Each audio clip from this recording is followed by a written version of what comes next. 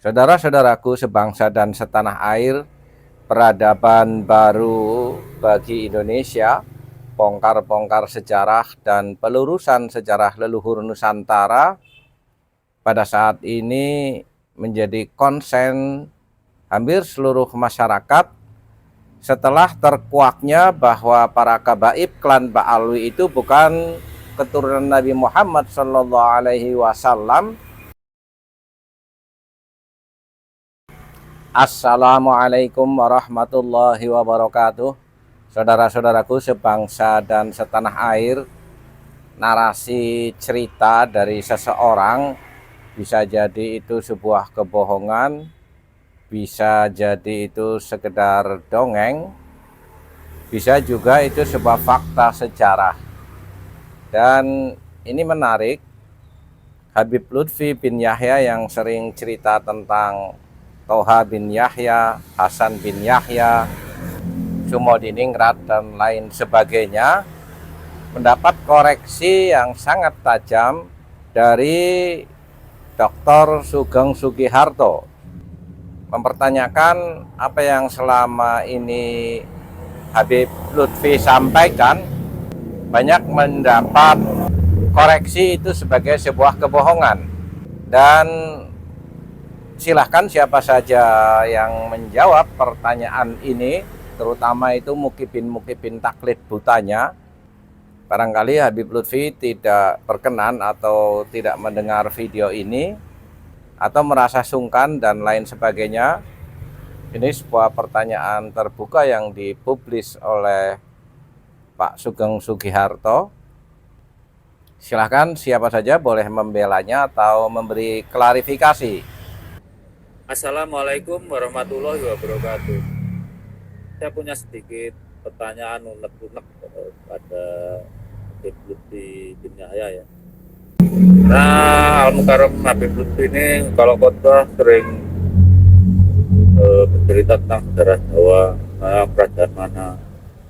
Kadang-kadang kerajaan itu dan rajanya siapa itu nggak pernah saya baca gitu ya. Siapa tahu sendiri nama saya Jawa, ya wajar lah saya mempelajari sejarah nenek moyang saya gitu ya, dan sejarah darah juga paling nggak lewat nenek saya, ya saya bertali darah dengan raja Jawa itu. Begini ya, tolong beritahu kami ketika kakek kami Jawa Mateng ini yang bernama Airlangga itu membangun Bendungan Waringin Sabta itu di tahun 1037 ya Masehi untuk mencegah banjir.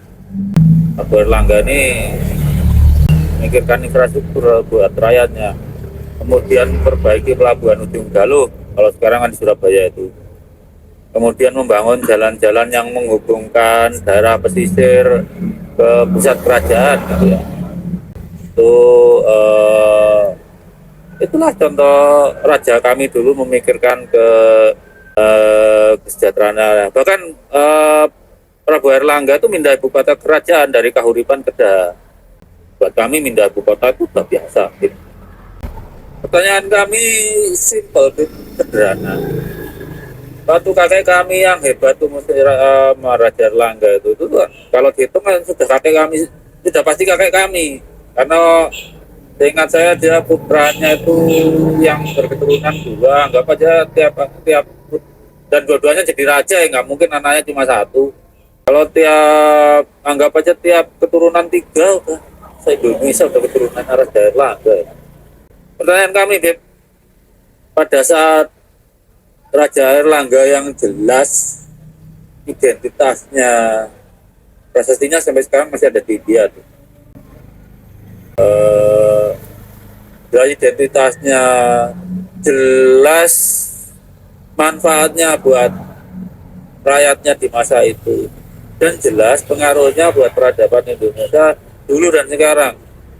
Kalau mau bukti bahwa Raja Erlangga itu harum, namanya banyak anak kecil itu yang dinamai Erlangga, masuk salah satu berita itu. Nah, pada masa Raja Erlangga itu, jenengan itu, jitnya Habib Lutfi bin Yahya, jitnya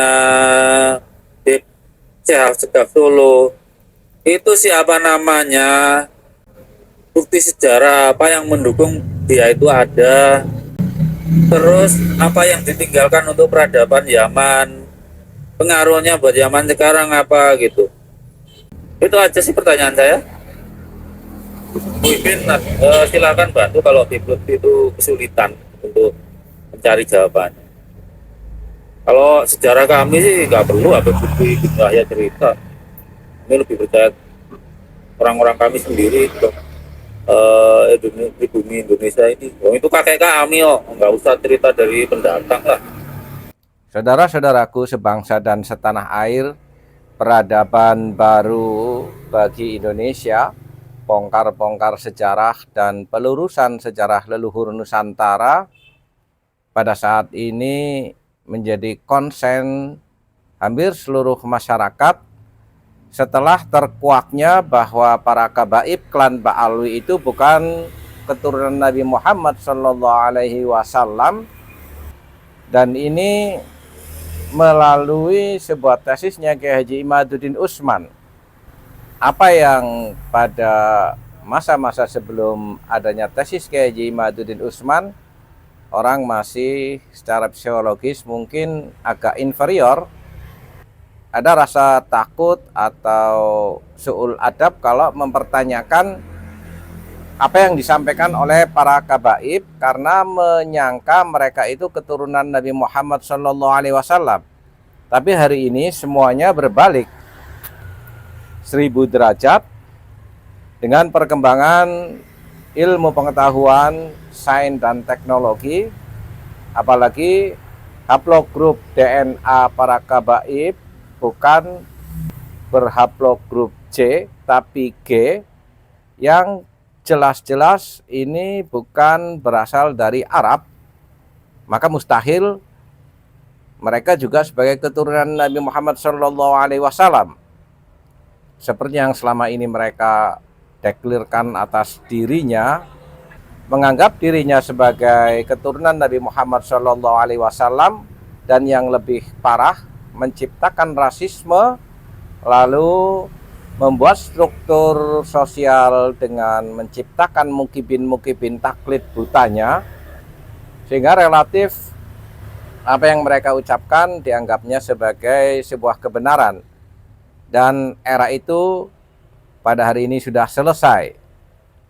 Mintalah maaf kepada masyarakat Indonesia atas kebohongan kalian selama ini, dan menjadilah warga negara yang baik.